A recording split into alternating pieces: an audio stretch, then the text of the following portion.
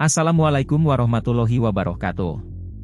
Perkenalkan, nama saya Tovan Suryono, SPD, calon guru penggerak Angkatan 8 Kota Pagar Alam. Saya bertugas di SD Negeri 31 Pagar Alam. Pada kesempatan kali ini saya akan memaparkan koneksi antar materi modul 3, 2 pemimpin pembelajaran dalam pengelolaan sumber daya.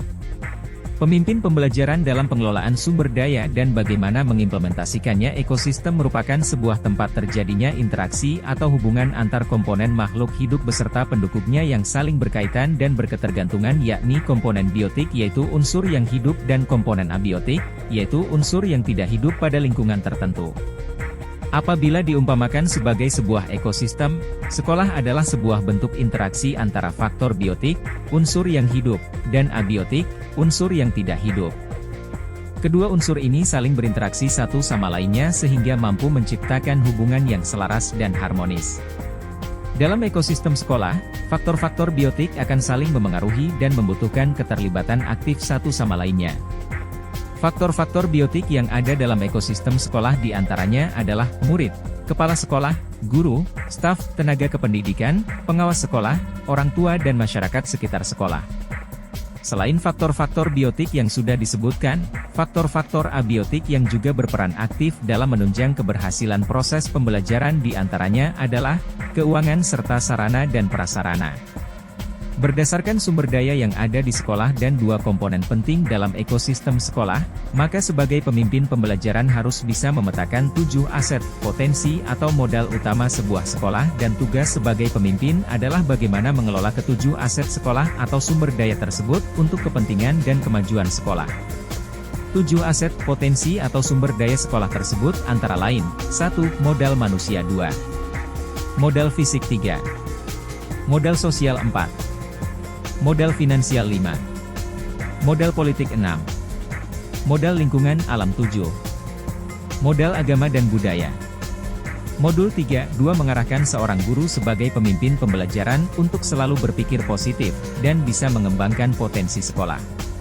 Pendekatan pengembangan komunitas berbasis aset, PKBA, menekankan pada 1. Nilai lebih pada kapasitas, kemampuan, pengetahuan, jaringan, dan potensi yang dimiliki oleh komunitas. 2. Mendorong komunitas untuk dapat memberdayakan aset yang dimilikinya serta membangun keterkaitan dari aset-aset tersebut agar menjadi lebih berdaya guna. 3. Kemandirian dari suatu komunitas untuk dapat menyelesaikan tantangan yang dihadapinya dengan bermodalkan kekuatan dan potensi yang ada di dalam diri mereka sendiri. 4. Berfokus pada potensi aset, sumber daya yang dimiliki oleh sebuah komunitas. Sekolah berbasis aset mengelola sumber daya yang dimiliki dengan cara fokus pada aset dan kekuatan, membayangkan masa depan, berpikir tentang kesuksesan yang telah diraih dan kekuatan untuk mencapai kesuksesan tersebut, mengorganisasikan kompetensi dan sumber daya, aset dan kekuatan, merancang sebuah rencana berdasarkan visi dan kekuatan, melaksanakan rencana aksi yang sudah diprogramkan. 1. Sintesis berbagai materi. A. Modul 1, 1 refleksi filosofi Ki Hajar Dewantara. B. Modul 1, 2 nilai dan peran guru penggerak. C. Modul 1, 3 visi guru penggerak. D. Modul 1, 4 budaya positif. E. Modul 2, 1 pembelajaran berdiferensiasi, dalam penerapan pembelajaran berdiferensiasi.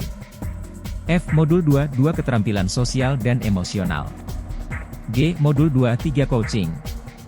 H. Modul 3, 1 pengambilan keputusan sebagai pemimpin pembelajaran, mempelajari modul 3, 2. Pemimpin dalam pengelolaan sumber daya. Sebelum berfokus pada kekurangan, cenderung menerima apa adanya kekurangan, tanpa berpikir bahwa ada sisi lain yang bisa dikembangkan. Belum sepenuhnya mengenali aset yang ada. Berpikir berbasis masalah. Sesudah berfokus pada sumber daya, berpikir apa yang bisa dikembangkan. Perbedaan sebelum dan sesudah mempelajari modul 3.2, pemimpin dalam pengelolaan sumber daya, lebih optimis.